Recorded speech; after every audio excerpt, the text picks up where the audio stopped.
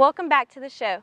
First off, we have a quick clip from one of our Disabled Sportsmen's deer hunt, as well as a quick recap from one of our Natural Resources Management park rangers. Stay tuned. Hey guys, I'm out here with Ben Williams. He's a park ranger for the Corps of Engineers as well, and he's just going to let us know what's going on out here. Thanks, Danielle. Today, this weekend at Amity Campground, we're hosting a hunt for disabled sportsmen. We do these twice a year, one in Holiday Campground, one in Amity Campground. And we usually invite anywhere between 15 to 20 hunters out here to come participate. Here at Amity, we have 17 hunting locations in the campground. So we try to limit the number of attendees to 17 or 15, just depending on the time of year. We do these hunts for deer population control. We don't allow any hunting from public individuals in the campground. So we invite the disabled hunters to come out and help us control population. Nice. That sounds like a really fun opportunity for these hunters. It really is, and we have a great volunteer force that comes out here with us from the Hunters for Christ out of the LaGrange from the Baptist Tabernacle Church. They provide food and camaraderie and friendship with hunters throughout the weekend. It really makes it a good time. Sounds good. Well, hopefully we have some luck out here this weekend. I hope so. All right. Thanks. Thank you. Hey guys, I'm out here with Charlie Williams. He's actually one of the volunteers for the Hunters for Christ, and I'm just going to get him to give us a little bit more information about how their organization is involved with the hunt. So do you mind telling us a little bit about that, Charlie? Absolutely.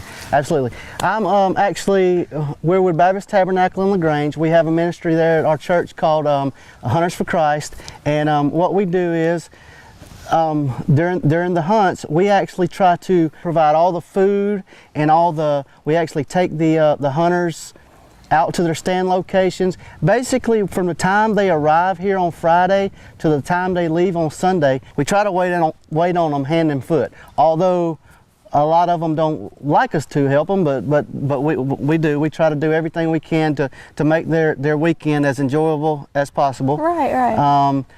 Baptist Tabernacle has actually been involved with the disabled hunts here with the Corps for, I'm thinking 20-21 years now. Wow. And I've actually only been involved for the last, I'd say 8 or 9 years.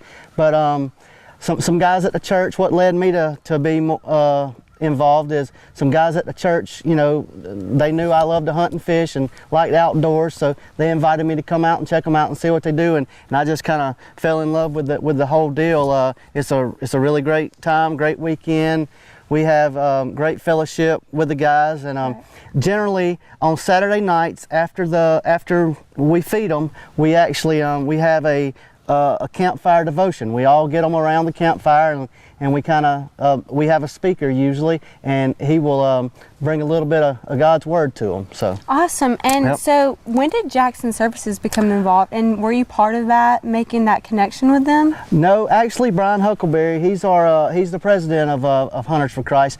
He made that connection with Jackson Services, and that's been an awesome deal because I would say they've been helping us for about 3 years now, and but what they do is they bring the air conditioning / heated tent for us to use, and it's been an awesome help because especially the January hunt here at Amity, it's usually cold this time of year. Yeah, so it's a little chilly right now. So it's super nice. Cold. And if it rains, we have a place to feed them indoors. Right. So it works out great. We are really appreciative of Jackson Heating and Air for doing that. Definitely.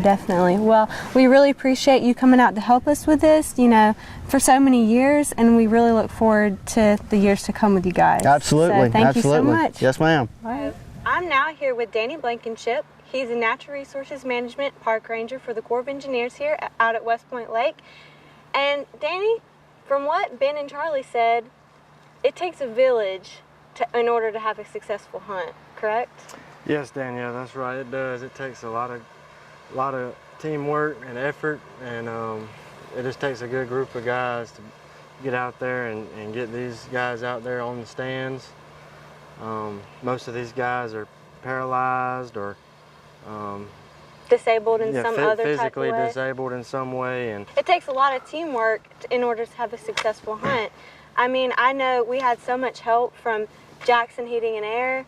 We had help from Hunters for Christ volunteers, and most of the Natural Resources Rangers, myself included, we were all there, all working together. Was there actually any success with the hunt? Yeah, Danielle, there was some success. I think we had 4 deer killed Nice. that weekend, and so they were all does. So we didn't get a good buck this year. But there was 1 spike killed. I'm sorry, but hopefully, next year. Get some big old bucks for next year. Get some bigger deer killed out there. Yeah.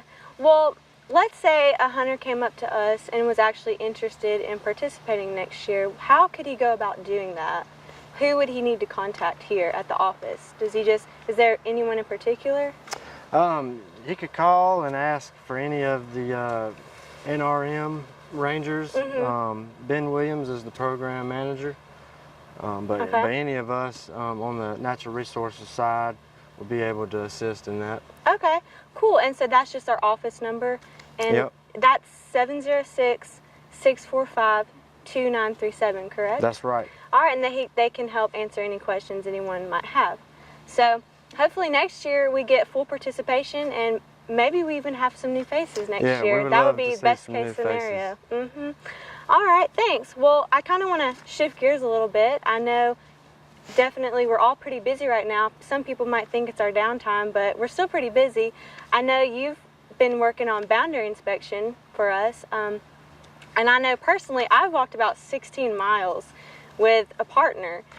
How many miles would you think collectively we've walked here just this winter? This year we've all together as a whole walked about 66 miles. Wow. This year we split it up into 4 groups of 2. And so each team gets about 16, 17 miles roughly around the boundary project.